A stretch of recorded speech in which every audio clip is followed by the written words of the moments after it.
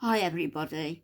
I know there's been a lot of questions about what's going on with my the fractured bones and what's going on with my back, and people have been asking how I can actually move around with so many fractures. Well, short answer is I can't. Not really.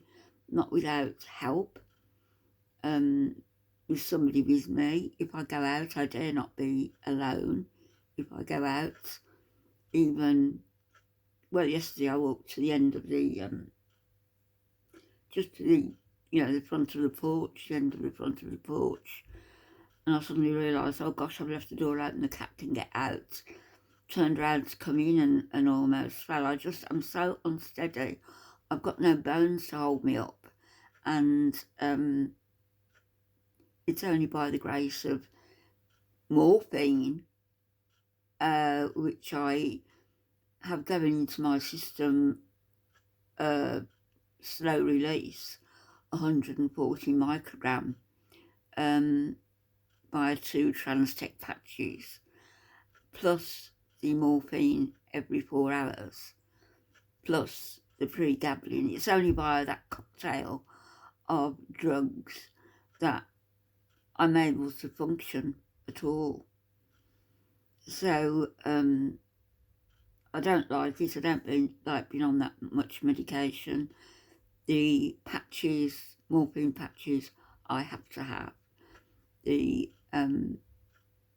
morphine, liquid morphine, I take every 4 hours. I don't always have it every 4 hours. If I can do without it, I will. And very often I do, and just take it sort of once in the morning, and perhaps once in the evening to try and get a decent night's sleep, and that's about it. Otherwise, I'm totally on my own, trying to cope with all this when it should have been addressed a long time ago. This video is, and the next one I'm going to show you, both are from 2019, the same period, the same week in 2019, and you'll see the difference from this video to the next video. You'll see the difference because I've got the results of the scans. They were trying to get me to pinpoint the exact spot of my pain when the whole of my back was painful, just as it is now, only worse. So take a listen to this. Hey. My son's just left, and while he was here, the doctor came in. My son went to see him, and he came in and spoke to us both. The surgeon is happy to go ahead with the surgery on Thursday, but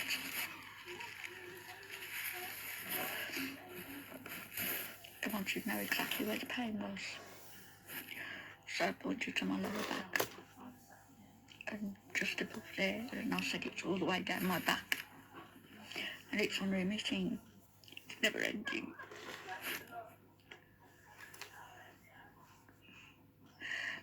And insistent on me pinpointing where it is, and I said that's like me asking me if I've got a headache, tell me exactly where your head's aching.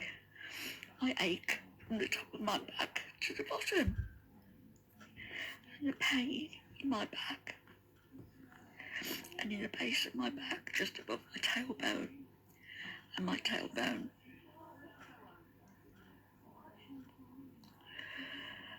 The first MRI showed the fractures in my vertebrae. I have about 6 fractures in my spine.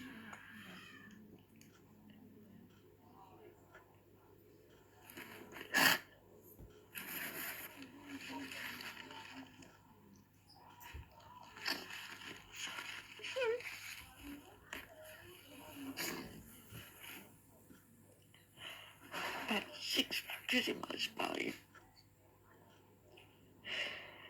T1, T2, T3 right the way down. It's T12. And I have fractures in the lumbar region, L1, L2, L3. I have fractures in my pelvis. Not one fracture,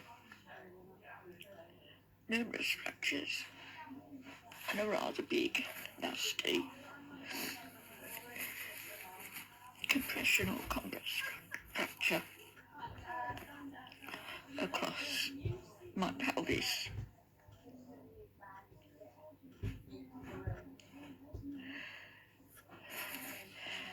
What they're saying is the surgeon is more than happy to do the surgery on Thursday on my back, but it's going to be dependent on what the other surgeons say about whether it's going to be effective to do that, given that I've got all these other fractures in my pelvis.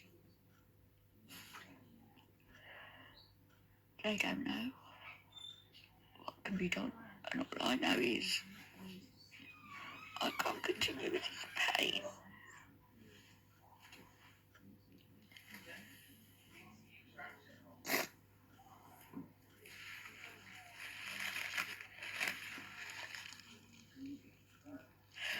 Those goats blowing smoke, you can see me. What are you after? It doesn't help when you ask for your pain medication and it doesn't come for an hour. Toilet? So I don't know what they're going to do. I'll find out tomorrow whether they're going to do the vertebroplasty or whether they're going to come up with something else.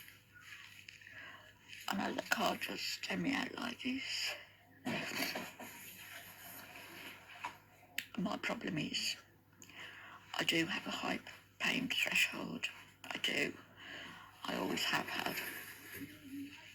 I walked back one time from the railway station on a broken foot in heeled shoes, so I know I have a high pain threshold.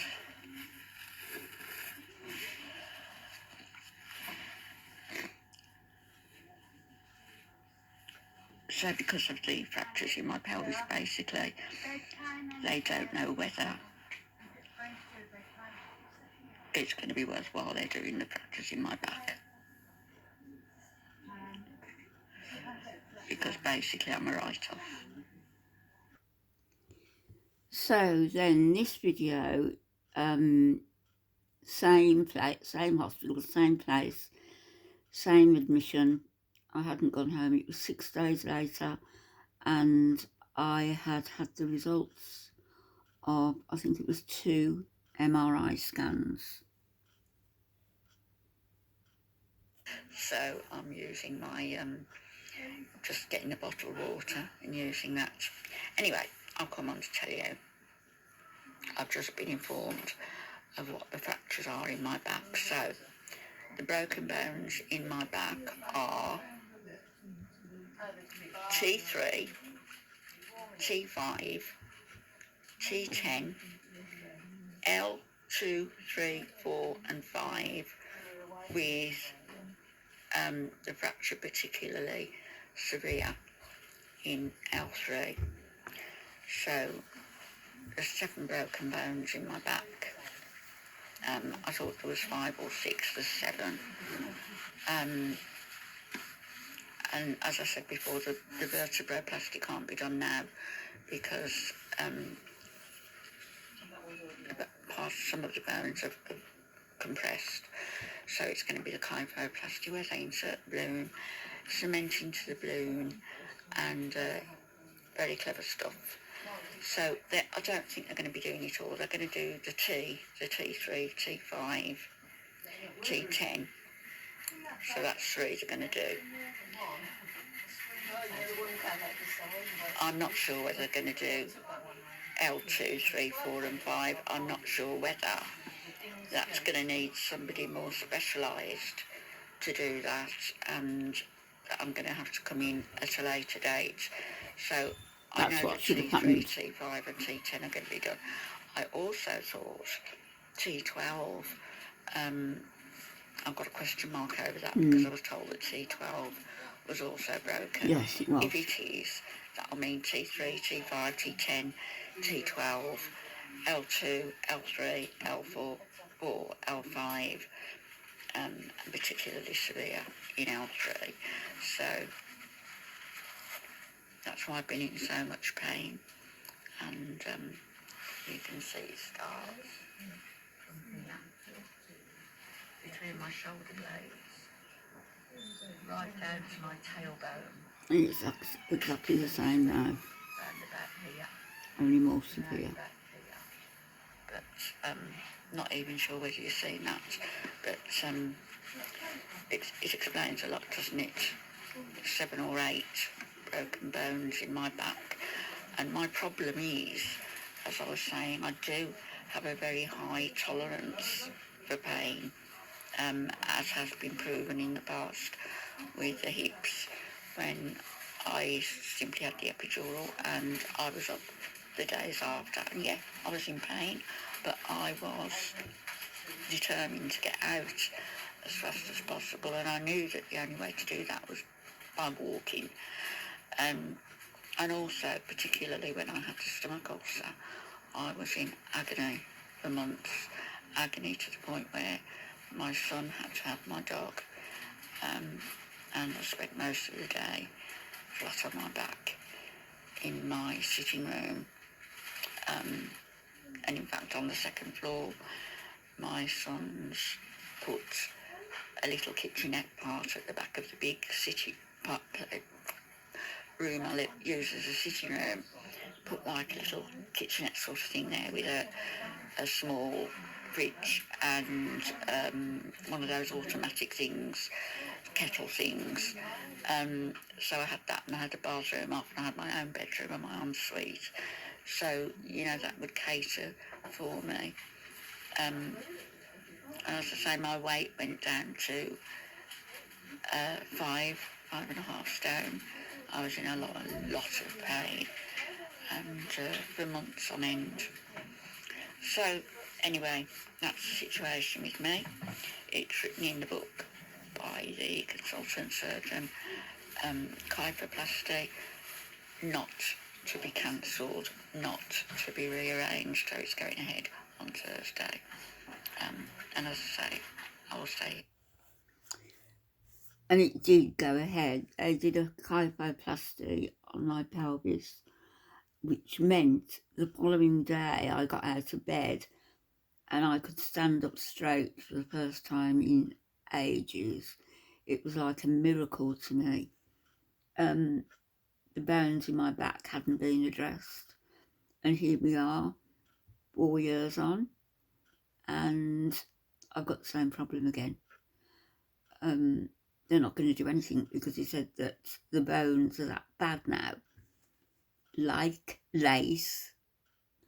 And he said it would, to try and do a vertebroplasty now would be like trying to attach water to water.